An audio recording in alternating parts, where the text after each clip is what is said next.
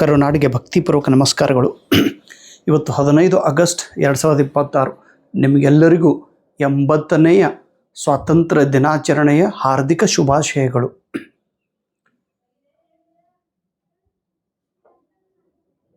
KSET ಪರೀಕ್ಷೆಯ ಅಧಿಸೂಚನೆ ಈಗಾಗಲೇ ಹೊರಡಿಸಲಾಗಿದೆ.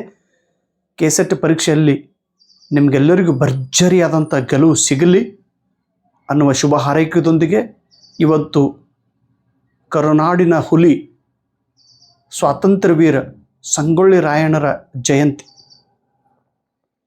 ಅಂಥ ಮಹಾನ್ ಯೋಧರ ಕಾಲಿಗೆ ನಮಸ್ಕರಿಸುತ್ತಾ ಇವತ್ತಿನ ಈ ಅತಿ ಚಿಕ್ಕ ವಿಡಿಯೋನ ನಿಮಗೋಸ್ಕರ ನಾನು ತೆಗೆದುಕೊಂಡು ಬಂದಿದ್ದೇನೆ. ವಿಶೇಷವಾಗಿ ಈ ವಿಡಿಯೋ ನಾನು ಮರಾಠಿ ವಿದ್ಯಾರ್ಥಿಗಳಿಗೋಸ್ಕರ ಮಾಡಿದ್ದೆ. ಇವತ್ತಿನಿಂದ ನಾನು ಒಂದು ಹೊಸ ಯೂಟ್ಯೂಬ್ ಚಾನಲನ್ನು ಸ್ಟಾರ್ಟ್ ಮಾಡಿದ್ದೇನೆ. DGK ಸರ್ ಮರಾಠಿ ಅಕ್ಕಲ್ಕೋಟ್ ಅಂತೇಳಿ. ಅಂದರೆ ಕೇವಲ ಮರಾಠಿ ಮೀಡಿಯಂ ವಿದ್ಯಾರ್ಥಿಗಳ ಸಲುವಾಗಿ. ಏನಾಗ್ತದೆ ರೀ, ನಾನು ಇರೋದು ಮಹಾರಾಷ್ಟ್ರದಲ್ಲಿ ಅಕ್ಕಲ್ಕೋಟದಲ್ಲಿ. ನಾನು ಕರುನಾಡಿನ ವಿದ್ಯಾರ್ಥಿಗಳ ಸೇವೆ ಮಾಡ್ತಾ ಇದ್ದೀನಿ. ಮರಾಠಿ ವಿಡಿಯೋ, ಕನ್ನಡ ವಿಡಿಯೋ ಎಲ್ಲ ವಿಡಿಯೋಗಳು ಮಿಕ್ಸ್ ಆಗಿ ನೋಡೋರಿಗೆ ಸ್ವಲ್ಪ ತೊಂದರೆ ಆಗ್ತಾಯಿದೆ. ಹೀಗಾಗಿ ಮರಾಠಿ ಮೀಡಿಯಂ ಇದ್ದವರಿಗೆ ಮರಾಠಿ ಮೀಡಿಯಮ್ದು ಸ್ಪೆಷಲ್ ಚಾನಲ್ಲೇ ಇವತ್ತಿನಿಂದ ನಾನು ಪ್ರಾರಂಭ ಮಾಡಿದ್ದೇನೆ. ನಿಮ್ಮ ಸಹಕಾರ, ಆಶೀರ್ವಾದ, ಬೆಂಬಲ ಹೀಗೇ ಇರಲಿ. ಈಗಾಗಲೇ ಕರುನಾಡಿನ 60,000 ವಿದ್ಯಾರ್ಥಿಗಳು ನನ್ನ ಮೇಲೆ ನಂಬಿಕೆ ಇಟ್ಟು ನನಗೆ ಆಶೀರ್ವಾದ ಮಾಡುತ್ತಿದ್ದಾರೆ. ಬರುವ ಕೆಸೆಟ್ ಪರೀಕ್ಷೆ ಪಾಸ್ ಆದ ನಂತರ ಅಸಿಸ್ಟೆಂಟ್ ಪ್ರೊಫೆಸರ್ ಹುದ್ದೆ ಕರೆಯುವರಿದ್ದಾರೆ. ಹೀಗಾಗಿ ಈ ಪರೀಕ್ಷೆ ಅತೀ ಮಹತ್ವದ ಪರೀಕ್ಷೆ. ಈ ಕೆಸೆಟ್ ಪರೀಕ್ಷೆ ಪಾಸ್ ಆದ ತಕ್ಷಣ ಅಸಿಸ್ಟೆಂಟ್ ಪ್ರೊಫೆಸರ್ ಹುದ್ದೆಯ ಕಾಲ್ಫಾರ್ಮ್ ಆಗುವುದಿದೆ. ಕರ್ನಾಟಕದೊಳಗೆ ಈಗ ಪರೀಕ್ಷೆ ಬರೆಯುವ ನಿಮಗೆಲ್ಲರಿಗೂ ಹಬ್ಬದ ವಾತಾವರಣ.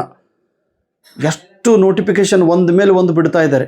ಇವಾಗ ನೀವು ಹೆದರದೆ ಅಂಜದೆ ವ್ಯವಸ್ಥಿತವಾಗಿ ಕೆಸೆಟ್ ಮೇಲೆ ಫೋಕಸ್ ಮಾಡಿ ಎಕ್ಸಾಮನ್ನು ಬರೆದು ಪಾಸಾಗಿ ಇದಾದ ನಂತರ ಯಾವುದು ಅಸಿಸ್ಟೆಂಟ್ ಪ್ರೊಫೆಸರ್ ಹುದ್ದೆಗೆ ತಾವೆಲ್ಲರೂ ತಯಾರಿ ಮಾಡಬೇಕು. ಕೆಸೆಟ್ ಪರೀಕ್ಷೆ ಪಾಸ್ ಆದರಂದ್ರೆ ಅಸಿಸ್ಟೆಂಟ್ ಪ್ರೊಫೆಸರ್ ಹುದ್ದೆ ಕಣ್ಣು ಮುಚ್ಚಿ ಪಾಸ್ ಆಗುತ್ತೀರಿ. ಯಾಕಂದರೆ ಹೋದ ಬಾರಿ ರಾಯಚೂರು ವಿಶ್ವವಿದ್ಯಾಲಯದೊಳಗೆ ಅಸಿಸ್ಟೆಂಟ್ ಪ್ರೊಫೆಸರ್ ಹುದ್ದೆಯ ಭರ್ತಿ ಈ ಕೆದವರು ಮಾಡಿದ್ದರು. ಕೆಸೆಟ್ 2025 ಎಕ್ಸಾಮ್ ಏನಿತ್ತು ನೋಡ್ರಿ, ಅವತ್ತಿನ ದಿವಸನೇ ಅಸಿಸ್ಟೆಂಟ್ ಪ್ರೊಫೆಸರ್ ಎಕ್ಸಾಮ್. ಹೀಗಾಗಿ ಕೆಸೆಟ್ದೇ ಸಿಲೆಬಸನ್ನು ಒಂದೇ ಅಟ್ ಎ ಟೈಮ್ ಎಲ್ಲರೂ ತೊಂದರೆ ಮಾಡಿದರು. ಇಲ್ಲ ಸರ್, ಒಂದೇ ದಿವಸ ಅಸಿಸ್ಟೆಂಟ್ ಪ್ರೊಫೆಸರ್ ಎಕ್ಸಾಮ್, ಒಂದೇ ದಿವಸ ಕೆಸೆಟ್. ಹಾಗೆ ಆಗ್ರಿ, ಕೆಸೆಟ್ ಆಲ್ರೆಡಿ ಪಾಸ್ ಆದಂಥ ವಿದ್ಯಾರ್ಥಿಗಳು ಅಸಿಸ್ಟೆಂಟ್ ಪ್ರೊಫೆಸರ್ ಹುದ್ದೆಗೆ ಕಾಲ್ಫಾರ್ ಮಾಡಿದ್ರು 25ರದೊಳಗೆ ರಾಯಚೂರು ವಿಶ್ವವಿದ್ಯಾಲಯದಲ್ಲಿ. ಕೆಸೆಟ್ದೇ ಸಿಲೆಬಸನ್ನು ಅವ್ರು ಕಂಡಕ್ಟ್ ಮಾಡಿದರು. Paper 1 same syllabus, paper 2 same question paper. ಕೆಸೆಟ್ಗೆ ಕ್ವಶನ್ ಪೇಪರ್ ಅದೇ ಕ್ವಶನ್ ಪೇಪರ್ ಅಸಿಸ್ಟೆಂಟ್ ಪ್ರೊಫೆಸರ್ಗೆ ಇಟ್ಟುಬಿಟ್ಟಿದ್ರು. ಸೊ ಈಗ ಅವಕಾಶ ನಿಮಗೆ ಹೇಗೂ ಬರ್ಬೋದು. ಹೀಗಾಗಿ ಪೇಪರ್ 1 ಮತ್ತು ಪೇಪರ್ 2 ತುಂಬ ಗಮನವಿಟ್ಟು ತಾವು ಕೆಸೆಟ್ಟನ್ನು ಅಧ್ಯಯನ ಮಾಡಿ ಅಸಿಸ್ಟೆಂಟ್ ಪ್ರೊಫೆಸರ್ ಹುದ್ದೆಗೆ ಆಯ್ಕೆ ಆಗಬೇಕು. ಓಕೆ, ಇವತ್ತೇ ನಿರ್ಧಾರ ಮಾಡಿರಿ. ಆಮೇಲೆ ನಿಮ್ಮ ಸಬ್ಜೆಕ್ಟ್ ನೀವು GPST ಈಗ ನೀವು DED ಆಗಿದ್ರಿ, BEd ಆಗಿತ್ತಂದ್ರೆ ದಯವಿಟ್ಟು ಆ ಎಕ್ಸಾಮ್ಗೆ ಫೋಕಸ್ ಮಾಡಿರಿ. ನೀವು ಯಾವುದು ನೌಕರಿ ಎಕ್ಸಾಮ್ಗೆ DED ಅಥವಾ BEd ಕಂಪ್ಲೀಟ್ ಆಗಿತ್ತು ನಿಮ್ಮದು ಅಂತಂದರೆ ಪ್ಲೀಸ್ ನೌಕರಿ ಎಕ್ಸಾಮ್ ರಿಪೀಟ್ ಬಿಡುವುದಿಲ್ಲ. ಅದು 10 ವರ್ಷಗಳಿಗೊಮ್ಮೆ ಬಿಡ್ತಾ ಇದ್ದಾರೆ. ಹೀಗಾಗಿ ಈ ಎಕ್ಸಾಮ್ಗಿಂತ ಮತ್ತೆ ಡಿಸೆಂಬರ್ದೊಳಗೆ ನೆಟ್ ಎಕ್ಸಾಮ್ ಇರ್ತೈತಿ. ಇವೇನು ಪ್ರತಿ 6 ತಿಂಗಳಿಗೊಮ್ಮೆ ಎಕ್ಸಾಮ್ ಬರೋದು, ಬಟ್ ಆ ಎಕ್ಸಾಮ್ ಬರೋದು 10 ವರ್ಷಗೊಮ್ಮೆ. ಸೊ ಹೀಗಾಗಿ ನೌಕರಿ ಎಕ್ಸಾಮ್ ಪ್ರಿಪೇರ್ ಮಾಡೋರು ಫುಲ್ಲಾಗಿ ನೌಕರಿ ಎಕ್ಸಾಮೇ ಪ್ರಿಪೇರ್ ಮಾಡಿರಿ. ಆಮೇಲೆ ಆ ಎಕ್ಸಾಮ್ ಇದಕ್ಕೂ ಕೂಡ ಸುಮ್ಮನೆ ಅಪ್ಲಿಕೇಶನ್ ಹಾಕ್ರಿ. ಯಾಕಂದ್ರೆ ಅಲ್ಲಿ ಓದಿದ್ದ ಕಂಟೆಂಟು ಇಲ್ಲಿ ಹೆಲ್ಪ್ ಆಗ್ತೈತಿ. ಓಕೆ, ಈಗ ಕೆಸೆಟ್ಗಾಗಿನೇ ಕೂತು ಓದುವಂಥ ವಿದ್ಯಾರ್ಥಿಗಳಿಗೆ ಅಂತೂ ಸುವರ್ಣ ಕಾಲ. ಇದು ಗೊಂದಲದ ವಾತಾವರಣದೊಳಗೆ ನೀವು ಕರೆಕ್ಟ್ ಗುರಿ ಇಟ್ಟು ಅಭ್ಯಾಸ ಮಾಡಿದ್ರೆ ಕೆಸೆಟ್ ಪರೀಕ್ಷೆ ಪಾಸ್ ಆಗುತ್ತೀರಿ. ಪೇಪರ್ 1 ಮತ್ತು ಪೇಪರ್ 2 ಅಗದಿ ಶಾರ್ಟ್ ಟೈಮ್ದೊಳಗೆ ಶಾರ್ಟ್ ಮೆಥಡ್ ಯೂಸ್ ಮಾಡಿ ಪರೀಕ್ಷೆ ಪಾಸ್ ಆಗಬೇಕು. You have only 60 days in your hand. 60 ದಿವಸದೊಳಗೆ ಏನು ಮಾಡಿದ್ರೆ ಪರೀಕ್ಷೆ ಪಾಸ್ ಆಗುತ್ತೀರಿ.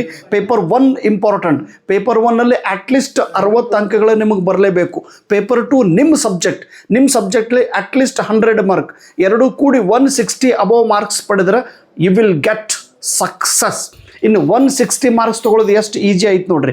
ಪೇಪರ್ 1 ನೀವು ಅನ್ಬೋದು, ಇಲ್ಲ ಸರ್ ನಾನು GM ಇದ್ದೀನಿ, ಹೇಗೆ ಯಾವುದಿದ್ರೂ 160 is reachable. 160 is reachable target. ಒಮ್ಮೆಲೆ ನಾನು 200 180 190 ತೊಗೋತೀನಿ ಅಂದ್ರೆ ಅಂಜಿಕೆ ಬರ್ತೈತಿ.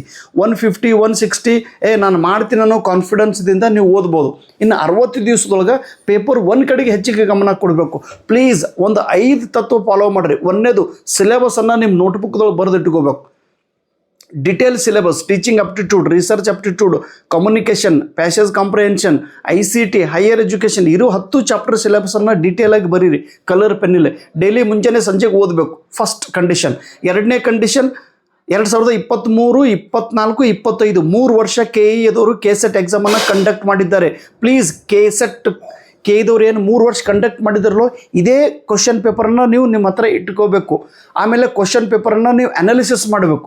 ಅನಾಲಿಸಿಸ್ ಅಂದ್ರೆ ಏನ್ರಿ, ಒಂದು ಕ್ವಶನ್ಗೆ 4 ಆಪ್ಷನ್ ಕೊಟ್ಟಿರ್ತಾನೆ. ಕರೆಕ್ಟ್ ಆನ್ಸರ್ ಯಾವುದು ಅನ್ನೋದು ನಿಮ್ಗೆ ಗೊತ್ತಿರ್ತೈತಿ, ಅಥವಾ ಈಗ ಆಲ್ರೆಡಿ ಕ್ವಶನ್ ಪೇಪರ್ ಇರೋದ್ರಿಂದ. ಇನ್ನು ಉಳಿದಿದ್ದು 3 ಆಪ್ಷನ್ ಯಾಕೆ ತಪ್ಪು, ಅದ್ರ ಬಗ್ಗೆ ಒಂದು ಲೈನ್ ನೋಟ್ಬುಕ್ದೊಳಗೆ ನೀವು ಬರೆದು ಇಡಲೇಬೇಕು. ಪ್ಲೀಸ್ ಅಲ್ಲಿಗತ್ತೀನ್ರಿ ನಾನು ನಿಮಗೆ. This is a short way. ನಾನು ಹೇಳ್ತಾ ಇರೋದು ಸೀಕ್ರೆಟ್ ಇದ್ದಿದ್ದು ಕಂಪ್ಲೀಟ್ ಓಪನ್ ಆಗಿ ಹೇಳ್ತಾ ಇದ್ದೇನೆ. ಒಂದು ಸಿಲೆಬಸನ್ನು ಬರೀಬೇಕು. ಪೇಪರ್ 1ಗೆ 60 ಟಾರ್ಗೆಟ್ ಇಟ್ಬಿಟ್ರೆ ಸಾಕು. ಇಲ್ಲಿ ನೀವು ಇನ್ನೂ ಹೆಚ್ಚಿಗೆ ಅಭ್ಯಾಸ ಮಾಡಿದ್ರೆ 70 ತೊಗೊತೀರಿ, ಇನ್ನೂ ಹೆಚ್ಚಿಗೆ ಅಭ್ಯಾಸ ಮಾಡಿದ್ರೆ 80, ಇನ್ನೂ ಸ್ವಲ್ಪ ಲಕ್ಷ ಕೊಟ್ಟಂದ್ರೆ 90 ಮಾರ್ಕ್ಸ್ ಬಂದುಬಿಡೋ ಪೇಪರ್ 1ಅಲ್ಲಿ. ಪೇಪರ್ 1 ಎಷ್ಟು ಹೆಚ್ಚಿಗೆ ಅಂಕಗಳನ್ನು ಪಡೆಯುತ್ತೀರಿ ಅಷ್ಟು ವೇಗವಾಗಿ ಮತ್ತು ಬೇಗನೆ ಕೆಸೆಟನ್ನು ಪಾಸ್ ಆಗುತ್ತೀರಿ. So 60 is very easy. ಸಿಲೆಬಸನ್ನು ಬರೆದ್ರಿ.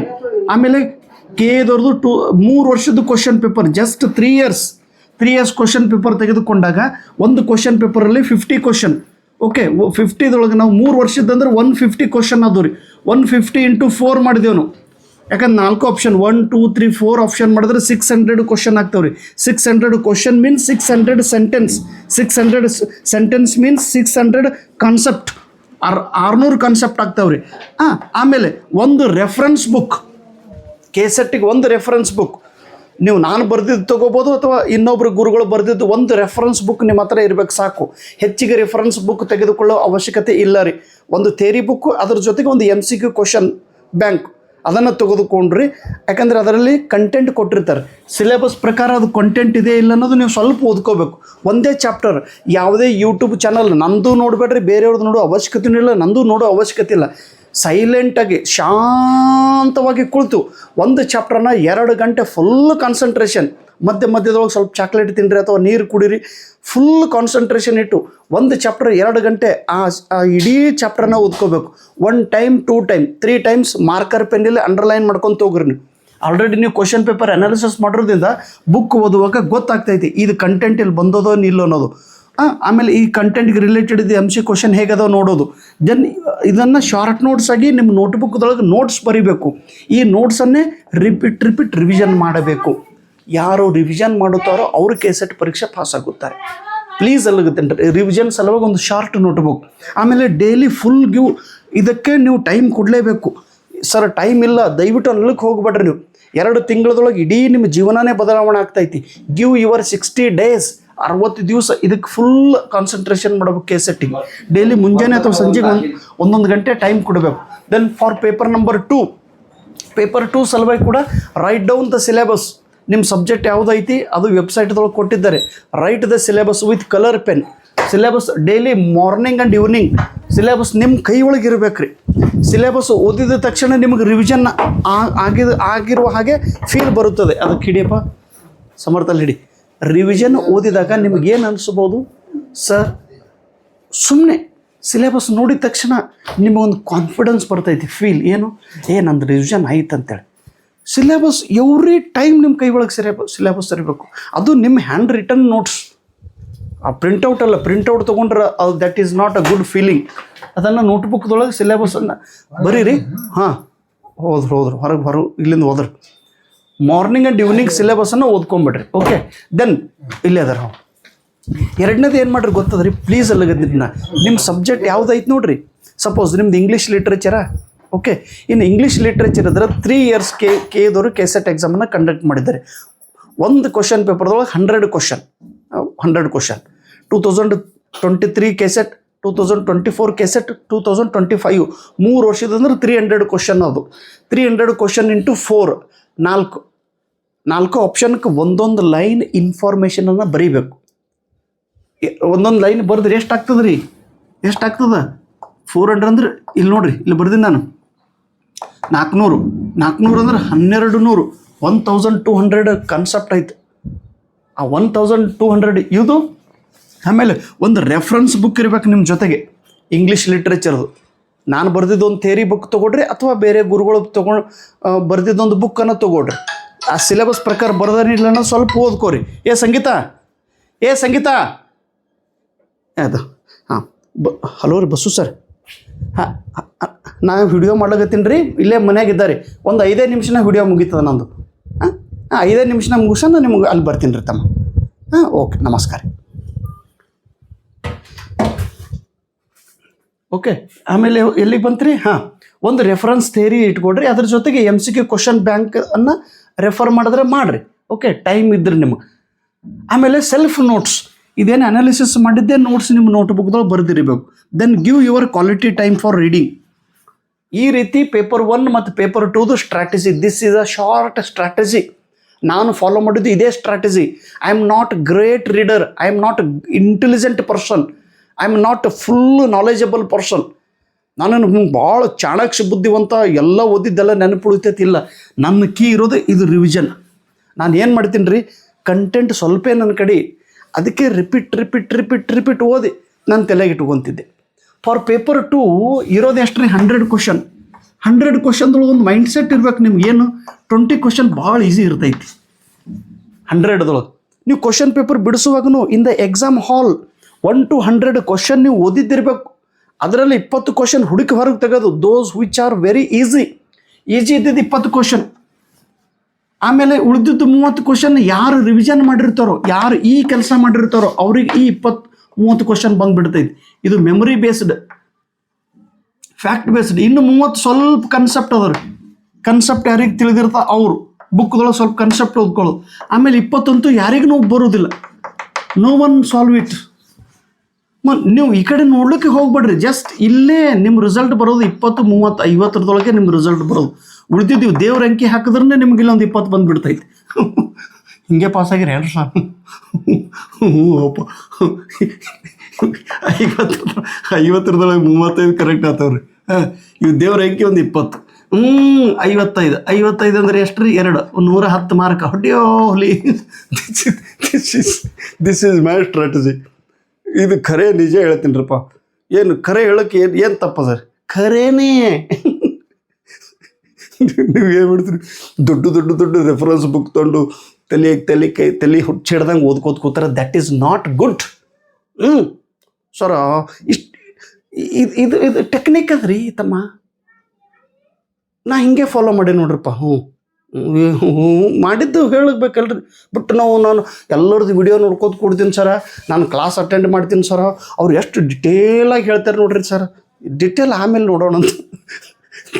ಗೆಟ್ ದ ಸರ್ಟಿಫಿಕೇಟ್ ಬಂತಲ್ಲೋ, ಡಿಟೇಲ್ ನಾಲೆಜ್ ಆಟೋಮೆಟಿಕ್ಕಾಗಿ ಬಂದುಬಿಡ್ತೈತಿ. ಹೇಳಿದ ಅರ್ಥ ಆಗ್ಲಿರ್ತದೆ ರೀ ನಾನು ಏನು ಹೇಳ್ತಾ ಇದ್ದೀನಿ. ಕೆಸೆಟ್ದಷ್ಟು ಈಸಿ ಎಕ್ಸಾಮ್ ಮತ್ತೊಂದು ಬೇರೆ ಯಾವುದೂ ಎಕ್ಸಾಮ್ ಇಲ್ಲ ರೀ. ಎಕ್ಸಾಮ್ ಅಷ್ಟು ಸಿಂಪಲ್ ಐತೆ ಹೇಳ್ತೇಳಿ ನಾನು ಇಷ್ಟು ಪಾಸ್ ಆಗಿನಲ್ಲ. ಮತ್ತು ನೀವು ಪಾಸ್ ಆಗುತ್ತೀರಿ. ಒಂದು ಪಾಸ್ ಆದ್ರೆ ಸಾಕ್ರಿ ತಮ್ಮ ತಂಗಿ, ನಿನ್ನ ಲೈಫ್ ಚೇಂಜ್ ಆಗ್ತದಮ್ಮ. ಆ ಕಡೆ ಈ ಕಡೆ ಹುಡುಕಾಡ್ಬಿಡ್ರಿ ಮತ್ತು ಅದು ಇದು ಅನ್ಕೋತು. ಕಾನ್ಸಂಟ್ರೇಷನ್ 60 ದಿವಸ ಫುಲ್ ಕಾನ್ಫಿಡೆನ್ಸ್. ಪೇಪರ್ 1ಗೆ ಹೇಳ್ತಿಲ್ಲ, ಇದೇ ಇವು 2 ಬುಕ್ಕು, ಇಲ್ಲಿ ಬೇಕಾದ್ರೆ ಒಂದು ಥಿಯರಿ ಬುಕ್ಕು, ಆಮೇಲೆ ಉಳಿದಿದ್ದು ಕ್ವಶನ್ ಬ್ಯಾಂಕ್ ತೊಗೊಳ್ರಿ. ಅಥವಾ ನಿಮ್ಮ ಸಬ್ಜೆಕ್ಟ್ ಯಾವುದು ನೋಡ್ರಿ, ಅದು ನಿಮ್ಮದು ಜಾಗ್ರಫಿ ಸಬ್ಜೆಕ್ಟಾ, ಅವು ಕೇಳಿದವ್ರದ್ದು ಕ್ವಶನ್ ಪೇಪರ್ ಏನೈತಲ್ಲ ಅದನ್ನು ಅನಾಲಿಸಿಸ್ ಮಾಡಿರಿ. ಕಾಮರ್ಸಾ ಅದನ್ನು ಅನಾಲಿಸಿಸ್ ಮಾಡಿರಿ. ಹಿಸ್ಟ್ರಿನಾ ಅದನ್ನು ಅನಾಲಿಸಿಸ್ ಮಾಡಿರಿ. ನಿಮ್ಮ ಸಬ್ಜೆಕ್ಟ್ ಯಾವುದೈತಿ, ಕಮ್ಮ ಬರಾಗಿದೆ. ಹಾಂ ಥ್ಯಾಂಕ್ ಯು. ಹಾಂ, ನಿಮ್ಮ ಸಬ್ಜೆಕ್ಟ್ ಯಾವುದೈತಿ ಆ 3 ವರ್ಷದ್ದು ಕ್ವಶನ್ ಪೇಪರ್ ಫುಲ್ ಕಾನ್ಸಂಟ್ರೇಷನ್ ಆಗಿರ್ಲತ್ತೀನಪ್ಪ. ನೀವು ಯಾರ್ದು ಗೈಡೆನ್ಸ್ ತೊಗೊಳ್ಳೋ ಅವಶ್ಯಕತೆನೇ ಇಲ್ಲ ರೀ. ಯಾರಿಗೂ ಎದಕ್ಕೆ ಕೇಳ್ಕೊತ ಹೋಗ್ತೀರಿ? ಟೈಮ್ ಎಲ್ಲ ಐತಿ. No time. ಅಲ್ಲಿ ಕೇಳ್ಕೊತ ಇಲ್ಲಿ ಕೇಳ್ಕೊತ ರೆಫರೆನ್ಸ್ ದೊಡ್ಡ ರೆಫರೆನ್ಸ್ ಓದೋ ಅವಶ್ಯಕತೆನೇ ಇಲ್ಲ ತಮ್ಮ. ಇದು ಅಗದಿ ಪ್ರಾಮಿಸ್ ಮಾಡಿ ಹೇಳ್ತಾ ಇದ್ದೀನಿ ರೀ. ಆಲ್ರೆಡಿ ಇದೇನದಲ್ಲ ಈ ರೀತಿ ನಾನು ಅನಾಲಿಸಿಸ್ ಮಾಡಿನೇ ಬುಕ್ ತಯಾರು ಮಾಡಿದ್ದು. ನನ್ನ ಬುಕ್ಕು ರೆಫರೆನ್ಸ್ ಅಂದ್ರೆ ನಾನು ಅನಾಲಿಸಿಸ್ ಮಾಡಿದ್ದು ಬುಕ್ ಐತಿ. ಇನ್ನೊಬ್ರು ಗುರುಗಳು ಬರೆದಿರ್ತಾರೆ, ಇಲ್ಲ ನಂಗಲ್ಲ. ಬಟ್ ಒಂದು ರೆಫರೆನ್ಸ್ ಇಟ್ಕೊಂಡು ಒಂದು ಸೆಲ್ಫ್ ನೋಟ್ಸ್ ಮಾಡಿರಿ, ಶಾರ್ಟಾಗಿ ಅದನ್ನೇ ಬರೀರಿ. ಬರೆದು ಡೈಲಿ ಈ ರೀತಿನೇ ಫಾಲೋ ಮಾಡಿದ್ರೆ ಕೆಸೆಟ್ ಕಣ್ಣು ಮುಚ್ಚಿ 160. ಆಮೇಲೆ ಲಾಸ್ಟ್ ಟೈಮ್ ಯಾರು ಫೇಲ್ ಆಗಿರು ನೋಡ್ರಿ, 20 ಮಾರ್ಕ್ಲಿಂದ ಫೇಲ್ ಆಗಿನ ಸರ್, 10 ಮಾರ್ಕ್ಲಿಂದ ಫೇಲ್ ಆಗಿನ ಸರ್, 4 ಮಾರ್ಕ್ಲಿಂದ ಫೇಲ್ ಆಗಿನ ಸರ್, 2 ಮಾರ್ಕ್ಲಿಂದ ರಿಸಲ್ಟ್ ಬಂದಿಲ್ಲ ಸರ್, 30 ಮಾರ್ಕ್ಸಿಂದ ರಿಸಲ್ಟ್ ಬಂದಿಲ್ಲ.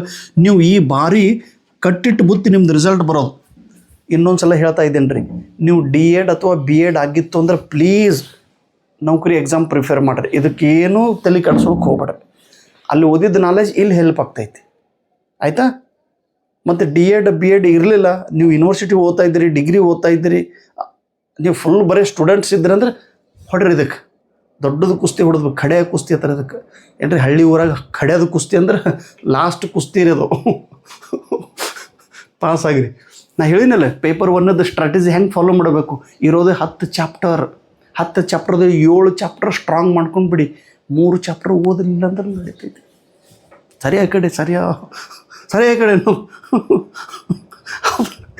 ಅವ್ರಿಗೆ ನೋಡೋದು ಯಾವ ಯೂನಿಟ್ ಬರೋಂಗಿಲ್ಲ ನೋಡ್ರಿ, ಅವಕ್ಕೆ ಹೆಚ್ಚು ತಲೆ ಕೆಡಿಸ್ ಅದಕ್ಕೆ ಜಾದ್ರ ಸಣ್ಣ ಜಗಳ ತೆಗೆದಿಲ್ಲ ರೀ. ಇದಕ್ಕೆ ಮೈಂಡ್ ಗೇಮ್ ಅಂತಾರೆ ನೋಡ್ರಪ್ಪ. ಯಾವುದು ಅತಿ ಸರಳ ಯೂನಿಟ್ ಯಾವುದು? ಕಮ್ಯುನಿಕೇಷನ್ ಯೂನಿಟ್ ಕರೆಕ್ಟಾಗಿ ಓದ್ಕೊಂಬಿಡ್ರಿ. ಯಾವುದು ಈ ರೆಫರೆನ್ಸ್ ಬುಕ್ ಎಷ್ಟು ಥಿಯರಿ ಸಿಲೆಬಸನ್ನು ಓದ್ರಿ.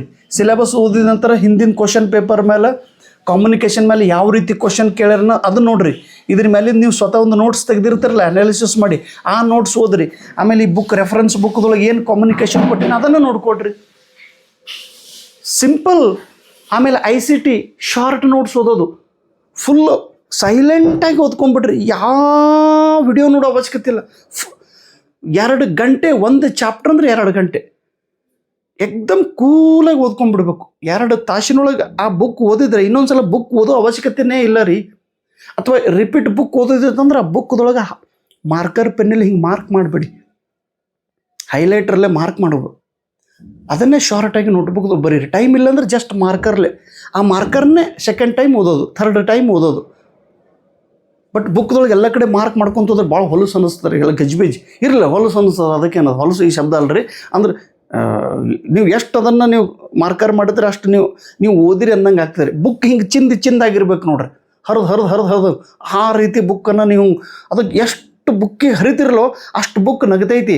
ಈ ತಮ್ಮ ಎಷ್ಟು ಸ್ಟಡಿ ಮಾಡಗತ್ತಂತೇಳಿ ಹಿಂಗೆ ಸುಲಿಬೇಕು. ಹಿಂಗೆ ಅದಕ್ಕೇನು ಅದಕ್ಕೆ ಬುಕ್ಕಿಗೆ ಏನೋ ಮುಟ್ಲರೇ ನಾ ಏನೋ ಟಚ್ಚೇ ಮಾಡೋಂಗಿಲ್ಲ ಸರ್, ಭಾಳ ಸಿಸ್ಟಮೆಟಿಕ್ ಕವರ್ ಹಾಕಿಟ್ಟಿದ್ರಿ ಅದಕ್ಕೆ ಹಂಗಲ್ಲ.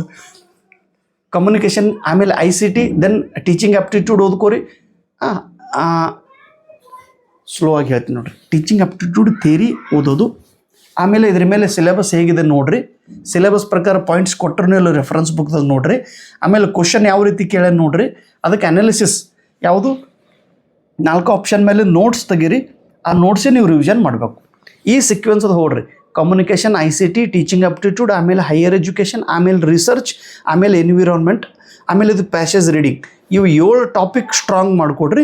ಸಪೋಸ್ ನೀವು ಮ್ಯಾಥಮೆಟಿಕ್ಸ್ದೊಳಗೆ ಭಾಳ ಸ್ಟ್ರಾಂಗ್ ಇದ್ರೆ ಅಂದ್ರೆ ಇವು 3 ಚಾಪ್ಟರ್ ನಿಮಗೆ ಬೋನಸ್ ಇದ್ದಂಗೆ. ಇವು 3 ಗಣಿತದೊಳಗೆ ನೀವು ಹುಷಾರಿದ್ದರೆ ಇವು ಮೊದಲಿಗೆ ಈ ಯೂನಿಟನ್ನು ಪ್ರಿಪೇರ್ ಮಾಡಿರಿ. ಇಲ್ಲ ಆರ್ಟ್ಸ್ ಸ್ಟೂಡೆಂಟ್ಸ್ ಇದ್ರೆ ಅಂದ್ರೆ ಈ ಯೂನಿಟ್ ಕೊನೆಗೆ ಪ್ರಿಪೇರ್ ಮಾಡಿರಿ. ಕೊನೆಗೆ ಅಂದರೆ ಲಾಸ್ಟ್ ಇಯರ್ ಕ್ವಶನ್ ಪೇಪರ್ದೊಳಗೆ ಯಾವ ರೀತಿ ಕ್ವಶನ್ ಕೇಳಿದ್ದಾನೆ ಅದೇ ರೀತಿ ಕ್ವಶನನ್ನು ಪ್ರಾಕ್ಟೀಸ್ ಮಾಡಿರಿ. ಆರಾಮಾಗಿ 60 ದಿವಸದೊಳಗೆ KCET ಪರೀಕ್ಷೆ ಪಾಸ್ ಆಗುತ್ತೀರಿ. This is my paper 1 strategy, this is my paper 2 strategy. ನಾನು ಈ ರೀತಿ ಮಾಡಿದ್ದೀನಿ, ನಿಮ್ಗೆ ಅನುಕೂಲ ಅನ್ನಿಸ್ತು, ಯು ಕ್ಯಾನ್ ಫಾಲೋ ಇಟ್. ಅನುಕೂಲ ಅನ್ನಿಸ್ಲಿಲ್ಲ ಅಂದ್ರೆ ಸ್ವಲ್ಪರೇ ಅನುಕೂಲ ಅನಿಸಿರ್ತದೆ ರೀ. ಸ್ವಲ್ಪ ನಾ ಹೇಳೋದ್ರೊಳಗೆ ಸ್ವಲ್ಪ ಏನಾರ ಐಡಿಯಾ ತಿಳಿದಿರ್ತದೆ. ಒಂದು ಮಾತು ನಿಜ, KCET ಪಾಸ್ ಆದಮೇಲೆ ಅಸಿಸ್ಟೆಂಟ್ ಪ್ರೊಫೆಸರ್ದು ಕಾಲ್ಫಾರ್ಮ್ ಮಾಡೋರಿದ್ದಾರೆ. ಅದನ್ನು ನೆನಪಿನಾಗ ಇಟ್ಕೊಂಡು ಇದ್ರ ಕಡೆ ಸೀರಿಯಸ್ ಆಗ್ರಿ. ಎಲ್ಲರೂ ನಾ ಗೆಸ್ಟ್ ಲೆಕ್ಚರ್ ಮಾಡ್ತೀನಿ ಸರ್, ನಾನು ಅಲ್ಲಿ ಮಾಡ್ತೀನಿ, ಎಲ್ಲ ಬಿಟ್ರಿ. ಎಲ್ಲ ಬಿಟ್ಟು ಇದ್ರ ಕಡೆ ನೀವು ಗಮನ ಕೊಡ್ರಿ. ಎಷ್ಟೇ ಪ್ರಾಬ್ಲಮ್ ಅಂದ್ರೂ ಪ್ರಾಬ್ಲಮ್ ಒಮ್ಮೊಮ್ಮೆ ಹೀಗೆ ಬರ್ತದಲ್ರಿ. ಯಾಕ್ರಿ ಆಗಲಾಗ್ಯದ? ಆಯ್ತು 1 ಮಿನಿಟ್. ಒಂದು ಸಣ್ಣ ಕತೆ ನೆನಪಾಗ್ಯದ. ಅವ್ರು ಸರ್ ಬಿಜಾಪುರ ಸರ್ ಕತೆ ಹೇಳಿದ್ರಲ್ಲಿ, ಎಲ್ಲಿ ಸಿದ್ದೇಶ್ವರ ಮಹಾಸ್ವಾಮೀಜು ಪುಣ್ಯತಿಥಿ ಕಾರ್ಯಕ್ರಮಕ್ಕೆ ಹೋದಕ್ಕಾರ ಒಬ್ಬರು ಸರ ಬಿಜಾಪುರದ ಅವ್ರ ಸರ್ ಹೆಸರು ಹಿರೇಮಠ್ ಸರ್, ಶಿವಕುಮಾರ್ ಸರ್ನು, ಶಿವಕುಮಾರೇ ಹಿರೇಮಠ್ ಸರ್. ನಮ್ಮ ಹಿರೇಮಠ್ ಸರ್ ಅವರು ಒಂದು ಕತೆ ಹೇಳಿದ್ರು. ಅದು ಕತೆ ಭಾಳ ಚೆನ್ನಾಗಿ ಅನ್ನಿಸ್ತದೆ ರೀ. ಒಮ್ಮೆ ಸಮಸ್ಯೆ ಬಂದ ನಂತರ ನಾವು ಹೆದರೋದಲ್ಲ, ಸ್ವಲ್ಪ ಪೇಷನ್ಸ್ ಇದನ್ನು ನಾವು ಕಾಯ್ದೀವಿ ಅಂದ್ರೆ ದೇವ್ರು ನಮಗೆಲ್ಲ ಒಳ್ಳೇದು ಮಾಡ್ತಾನೆ ಅನ್ನುವ ನಂಬಿಕೆ ನಮ್ಮ ಹತ್ರ ಇರಬೇಕು. ಯಾವುದೋ ಒಂದು ಏನು ಚಿಗರಿ ಇರ್ತದಂತಾರೆ, ಚಿಗರಿ ಅದು ಗರ್ಭಿಣಿ ಇರ್ತೈತಿ, ಇನ್ನು ಮಗುವಿಗೆ ಜನ್ಮ ಕೊಡೋದದ. ಅವಾಗ ದೇವ್ರಿಗೆ ಕೇಳ್ತದೆ, ದೇವ್ರೇ ನಾನು ಈಗ ಜನ್ಮ ಕೊಡೋವಿದ್ದೀನಿ, ನನಗೆಲ್ಲ ಕಡೆ ಭಾಳ ಸಮಸ್ಯೆ ಬಂದುಬಿಟ್ಟೈತಿ, ಹೇಗೆ ಆರಾಮಾಗಿ ನಿನ್ನ ಹೊಟ್ಟೆ ಒಳಗಿನ ಮಗು ಹೊರಗೆ ಬರ್ತೈತಿ, ಏನೂ ಕಾಳಜಿ ಮಾಡಬೇಡ, ನಿಂದು ಒಳ್ಳೇದಾಗ್ತದೆ, ನೀನು ಒಂದು ಮಗು ಆಗ್ತದೆ ಹೋಗು ಅಂತೇಳಿ ದೇವ್ರ ಆಶೀರ್ವಾದ ಮಾಡೋದಂತ್ರಿ. ಯಾರಿಗೆ? ಚಿಗುರಿ ಅಂತಂತ ದೇವ್ರಂತೂ ಅಂದ್ರೆ ಒಬ್ಬ ಸಾಧು ಆಶೀರ್ವಾದ ಮಾಡ್ಯಾನ. ಅದು ಹೋಗಿ ಅರಣ್ಯದೊಳಗೆ ನಿಂತ ತಕ್ಷಣ ನಾಲ್ಕು ದಾರಿದೊಳಗೆ ಒಮ್ಮೆಲೆ ಏನಾಗುತ್ತೆ, ಇದ್ರಿಗೆ ಹುಲಿ ಬಂತಂತ್ರಿ. ಅದು ಅಂತದ್ದು ಈಗರ ದೇವ್ರ ಆಶೀರ್ವಾದ ಮಾಡ್ಯಾನ, ನನಗೆಲ್ಲ ಒಳ್ಳೇದಾಗ್ತದೆ ಅಂತೇಳಿ. ಇಲ್ಲಿ ನೋಡಿದ್ರೆ ಹುಲಿ ಬಾಯಿ ತೆರೆದು ನಿತ್ತನ ರೋಯಪ್ಪ ಅಂದು ಇದ್ರಿಗೆ ಹೋದ್ರೆ ನನಗೂ ತಿತ್ತನವ, ಮುಂದೆ ಹೊಟ್ಟೆ ಒಳಗಿರೋ ಮಗುನೂ ಸಾಯ್ತೈತೆ, ಹೆಂಗೆ ಮಾಡೋದು ದೇವರೇ ಅನ್ನೋದ್ರೊಳಗೆ ತಿರುಗಿ ಹೊಳ್ಳಿ ನೋಡ್ರದೊಳಗೆ ಹಿಂದೆ ಓಡಬೇಕಾದ್ರೆ ಹಿಂದೊಬ್ಬ ಬೇಟೆಗಾರ ಬಾಣ್ ಹಿಡ್ದು ನಿಂತನತ್ತ.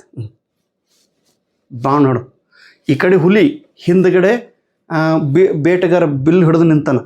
ಯಪ್ಪ, ಈ ಕಡೆ ಹೊಡ್ರದ ಇವ ಬಿಲ್ಲು ಹೊಡಿತಾನೆ, ಈಗ ನಾನು ಸಾಯ್ತೀನಿ.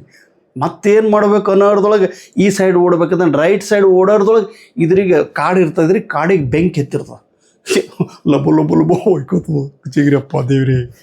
ಅಲ್ಲಿ ನೋಡಿದ್ರೆ ಹುಲಿ, ಹಿಂದೆ ನೋಡಿದ್ರೆ ಬೇಟೆಗಾರ ಅದನ್ನು. ಈ ಸೈಡ್ ಓಡಬೇಕಾದ್ರೆ ಬೆಂಕಿ ಎತ್ತೈತಿ, ನಾನು ಹೋಗೋದೆಲ್ಲಿ? ಬೇಡ ಈ ಕಡೆ ಹೋಗೋಣ ಅಂತೇಳಿ ಹಿಂದೆ ಹೋಗ್ಬೇಕಾದ್ರೆ ಅಲ್ಲಿ ನದಿ ಅದರ. ನದಿ ಒಳಗೆ ಮೊಸಳೆ ಬಾಯಿ ತಿರೋದನ್ನ ಬಾಪ ಅಂತ ಎಷ್ಟು ನೋಡ್ರಿ, ನಾಲ್ಕು ಬದಿಗೆ ಮೃತ್ಯು ನಿಂತೈತಿ. ಮಧ್ಯ ಭಾಗದೊಳಗೆ ಗರ್ಭಿಣಿ ಚಿಗುರಿ ಏನಂತೈತಿ, ದೇವ್ರ ಈಗ ನನಗೆ ಆಶೀರ್ವಾದ ಮಾಡಿಯಲ್ಲೋ ಸಾಧು, ಎಲ್ಲ ಒಳ್ಳೇದಾಗ್ತದೆ ಅಂತೇಳಿ. ಏನಪ್ಪ ನಿನ್ನ ಮೇಲೆ ನಂಬಿಕೆ ಇಟ್ಟು ನಾನು ಇಲ್ಲಿ ಬಂದೀನಿ, ಜನ್ಮ ಕೊಡ್ಬೇಕಂತೇಳಿ. ನೀನೇನಂದಿದ್ದಿ, ಯಾವುದು ಸಮಸ್ಯೆಗೆ ಹೆದರಬೇಡ, ನಿನ್ನ ಕೆಲಸ ನಿನ್ನ ಕಾರ್ಯ ವ್ಯವಸ್ಥಿತ ಮಾಡು, ಮಗುವಿಗೆ ಜನ್ಮ ಕೊಡು ಅಂತೇಳಿ ನೀನು ಆಶೀರ್ವಾದ ಮಾಡಿದಿ.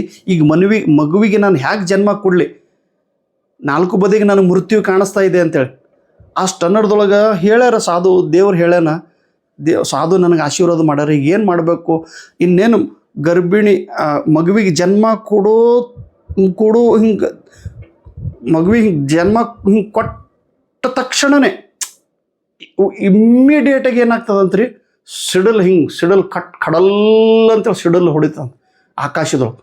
ಮೋಡ ಬಂದು ಆಕಾಶದೊಳಗೆ ಸಿಡಲ್ ಬಡಿದ ತಕ್ಷಣವೇ ಅವ ಬಿಲ್ಲುಗಾರ ಏನು ಮಾಡ್ತಾನತ್ರಿ, ಹಿಂಗೆ ಬಿಲ್ ಹೊಡೆದು ಬಿಡ್ತಾನೆ.